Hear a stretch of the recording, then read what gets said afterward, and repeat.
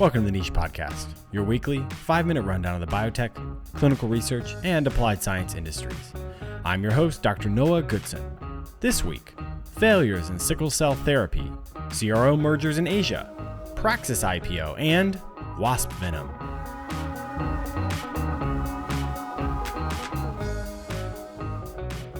It's been a relatively quiet week across the pharmaceutical world.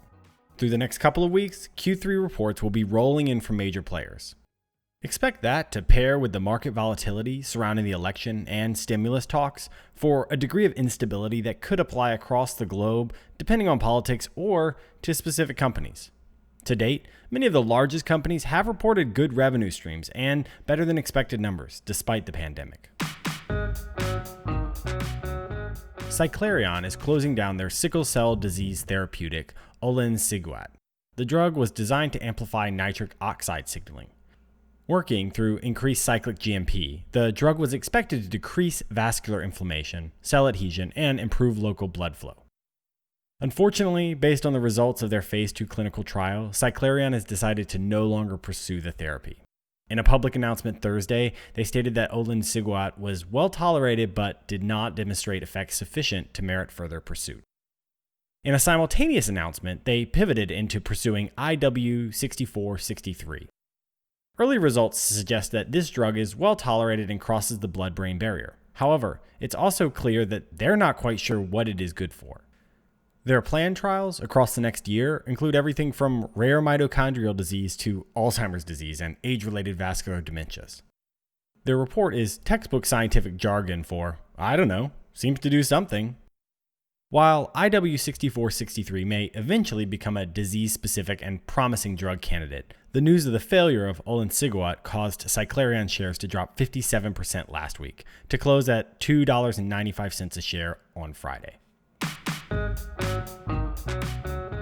Novotech and PPC Group announced a merger last week. Both companies are small to mid-sized clinical research organizations, primarily focused on the Australian and Asian biotech markets. PPC Group, not to be confused with the mega CRO PPD, and Novotech are both majority owned by TPG Capital. The merger makes sense, combining a range of tools in the Australian and Asian, mainly Chinese, market. This should allow the now approximately 1,500 employee company to compete in the rapidly growing Chinese clinical research industry. The details of the deal are not publicly available. As with most mergers of this kind, expect a united front while the companies combine, followed by a shakedown and purge as the number of top spots gets cut in half. The Niche is brought to you today by the Scope Method LLC.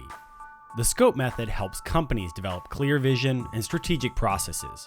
Whether you need fresh eyes on your data, independent risk assessment, or are pivoting into a new therapeutic space, the Scope Method will help you focus close to re-examine what you know and look ahead to where you want to go. Find out more at thescopemethod.com.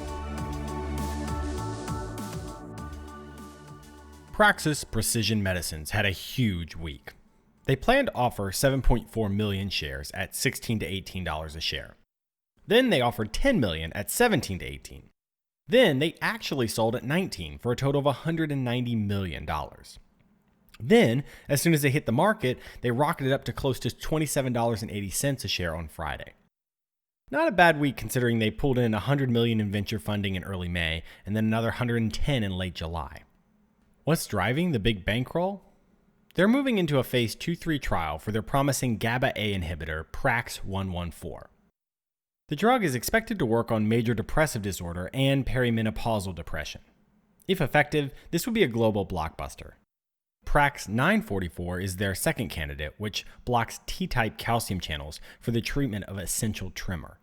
Finally, further back in the pipeline is Prax-562, which is at phase 1 trial for the treatment of genetic epilepsy. None of these therapies are anywhere close to crossing the finish line, but I suspect the $210 million from private equity and venture increased the interest from the broader investor audience, resulting in a successful IPO last week. Praxis is not the first company this year to move rapidly through funding rounds and go public, and they probably won't be the last. Starting with the discovery of penicillin in 1928, Antibiotics have played a critical role in shaping the last century of public health, saving literally hundreds of millions of lives. However, overuse and the natural tendency of bacteria to evolve has led to new super antibiotic-resistant strains that can be deadly. Compounding this challenge is the low financial incentive for pharmaceutical companies to pursue new antibiotic development.